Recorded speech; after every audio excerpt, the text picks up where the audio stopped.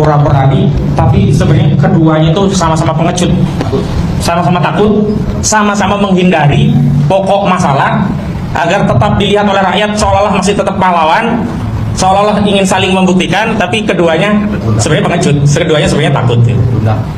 Jadi kira-kira ada orang punya rumah, ada orang di luar ditantangin, sini kalau berani kamu masuk rumah, kalau berani saya tunggu kamu dalam rumah. Tapi saat ngomong begitu sambil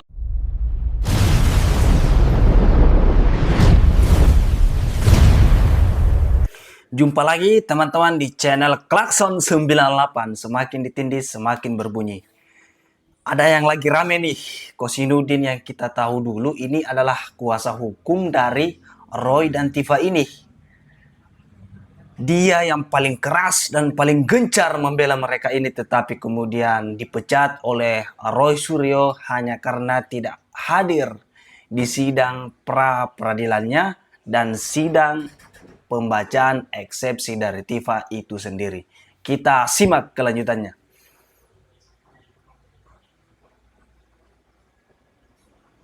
ada nggak video penangkapan Pak Roy? Saya katakan kalau ingin situasi apa penangkapan itu, nontonlah film G30 SPKI.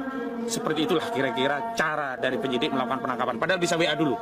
Tidak sempat buka baju, tidak sempat mandi, bahkan hanya cuci muka, nggak boleh bawa sendal. Untungnya tidak diperlakukan seperti Charlie Chandra yang hanya pakai kaos sama celana pendek. Untungnya sempat pakai sepatu, pakai baju dari yang ada apa adanya saja. Dan istri ketika meminta ada lawyer untuk mendampingi.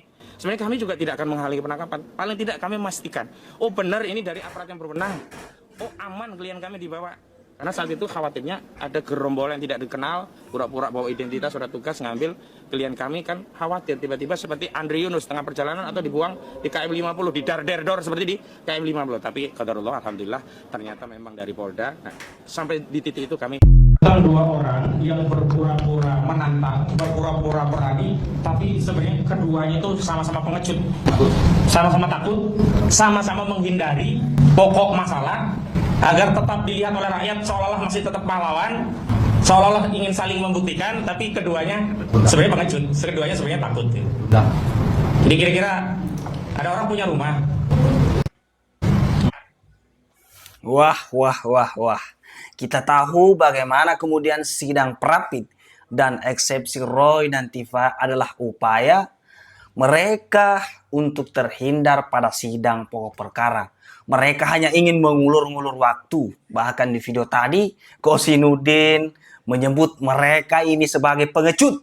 Roy dan Tifa mengatakan mereka membela kepentingan rakyat. Pertanyaannya, rakyat yang mana Roy? Rakyat yang mana Tifa? Tapi inilah akrobatik mereka dalam melontarkan narasi dan tuduhan-tuduhan tak berdasar itu.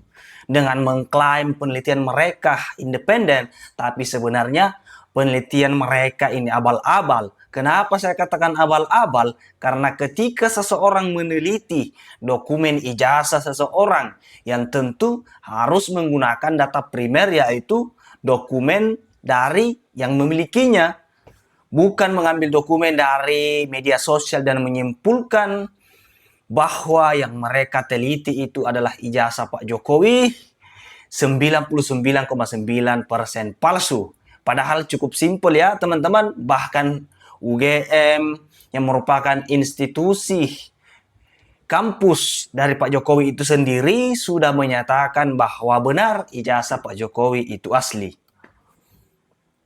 Ada orang di luar ditantangin, sini kalau berani kamu masuk rumah, kalau berani saya tunggu kamu dalam rumah. Tapi saat ngomong begitu sambil gembok pagar rumah. Jadi orang yang ditantang itu nggak bisa masuk. Nah kalau memang mau nantang, ayo kita adu bukti, ya jangan digembok rumahnya, buka saja. Ayo buktikan isi rumah itu isinya apa. Kalau benar-benar ada penelitian, ayo buktikan penelitiannya. Kalau benar-benar ada hasil kajian, ayo buktikan kajiannya. Jangan menipu rakyat dengan narasi seolah-olah ada penelitian. Setelah seluruh rakyat terkesima ikut dalam proses untuk meyakini ijazah itu, seolah juga menantang untuk diadili di perkara persidangan, tetapi gembok pintu rumah. Eksepsi itu kan hakikatnya mengunci agar tidak bisa masuk pokok perkara. Di mana kepenelitiannya? Di mana? Di mana yang katanya sudah bertahun-tahun ingin di mana menguji, kepenelitian mereka ini? Nantangin masuk rumah tapi pagarnya gembok. Percaya nggak kalau orang ini nantangin nggak? Nggak percaya, rakyat udah tahu. Masuk sini, saya hajar kamu. Masuk kalau berani rumah. Sambil gembok pagar rumah, gitu loh. Jadi jangan ditipu seluruh rakyat. Jadi rakyat saya ingin kita semuanya jernih. Nah, memang ini juga akan kita lihat. Kalau memang benar negara di negara hukum, maka jaksa harus perbaiki dakwaan, maju asukan lagi. Karena itu cara untuk mengadili perkara ini sampai tuntas. Bapak, saya tunggu. Kita akan buktikan. Sudah siap gak? Ada prioritas bukti akan saya tanyakan satu persatu. Tapi pagar rumahnya digembok. Sangat berapi-api ya teman-teman Kosinudin kali ini. Kali ini saya sependapat ataupun sepakat dengan pernyataan dari Kosin ini. Kalau penelitian mereka yang mereka klaim itu benar dengan data hasil penelitian Roy dan Tifa bahwa ijazah Pak Jokowi palsu 99,9%. Buktikan di persidangan pokok perkara. Jangan hanya mengulur-ulur waktu dengan prapit yang bahkan berjilid-jilid dan eksepsi. Tidak mungkin dengan tuduhan, tidak dengan tuduhan, fitnahan dan cacian di media sosial dengan data tidak berdasar itu. Mungkin Kosin ini masih sakit hati ya teman-teman akibat dari pemecatannya dari Roy Suryo. Tapi terlepas dari semua itu, saya sepakat untuk kali ini saja dengan Kosin ini. Ya cukup buktikan nanti di sidang pokok perkara, jangan hanya mengulur-ngulur waktu dengan prapit dan eksepsi segala macam lah. Oke, cukup video kali ini teman-teman di Klakson 98. Sampai jumpa di video berikutnya.